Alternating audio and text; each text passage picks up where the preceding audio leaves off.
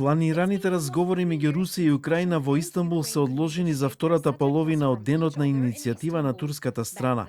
Ова го соопшти портпаролката на Руското министерство за надворешни работи Марија Захарова.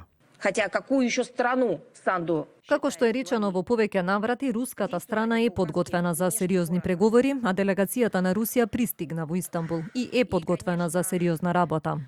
Според неа, руската страна е подготвена да ги продолжи разговорите, но имајќи го предвид предлогот на домакинот, датумот е одложен за подоцна во текот на денот.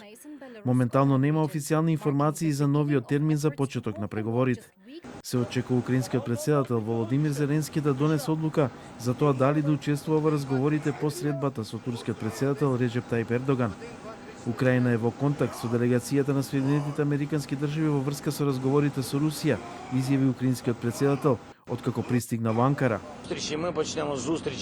Официјално не сум запознаен за нивото на застапеност на русите, но од она што го видовме, тие изгледаат како заменски реквизити. Американскиот државен секретар Марко Рубио смета дека конфликтот меѓу Русија и Украина не може да се реши со воени средства. Нема воено решение за конфликтот меѓу Русија и Украина. Оваа војна нема да биде завршена воено, туку дипломатски.